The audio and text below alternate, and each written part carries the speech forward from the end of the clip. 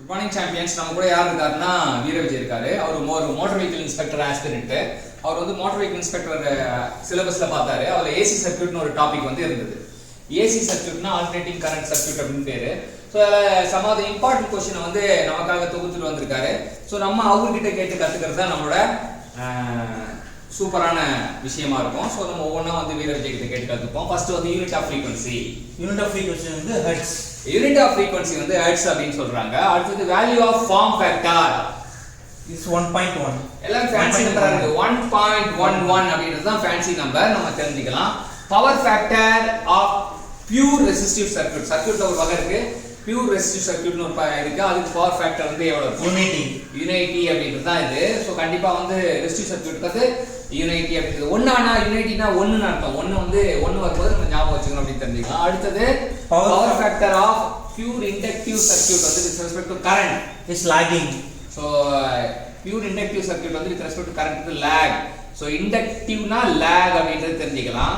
Watts வந்து power factor of pure capacitive circuit with respect to current leading. Lead. So கெபாசிட்டர்னா நமக்கு leading வந்து ஞாபகம் வச்சுக்கணும். இண்டக்டர்னா லேக் ஞாபகம் வச்சுக்கணும்.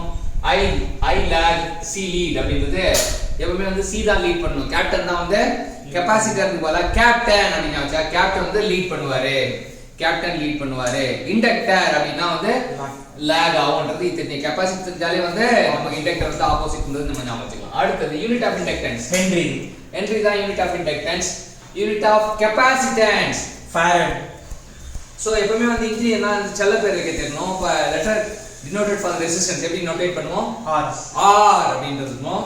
அதே வந்து இண்டக்டன்ஸ் ஹென்றி. இண்டக்டன்ஸ் எல் அப்படி சொல்லுவோம். அது வந்து சி. ஸோ ஆர்எல்சி அப்படின்னுவாங்க. சரியா? ஆர்னா அது ரெசிஸ்டன்ஸ், எல்னா இண்டக்டன்ஸ், சினா கெபாசிட்டன்ஸ். கெபாசிட்டன்ஸ். இண்டக்டன்ஸ்க்கு ஐ அப்படின்னு ஞாபகம் வச்சுக்கிட்டா இண்டக்டன்ஸ் வந்து எல். ஸோ ஆர்எல்சி சர்க்யூட் வந்து ரொம்ப ஃபேமஸ் ஆனது. அடுத்து unit of resistance. Unit of resistance is ohm. Ohm தான் இந்த unit of resistance. Resistance value is measured by ohm meter. A variable resistance value வந்து is adjustable. variable நாலே adjust பண்ணிக்கலாம்ன்றது தான் தெரிஞ்சுக்கலாம். Electrical element consists of two types தான் சொல்றாங்க. The diode is reverse bias.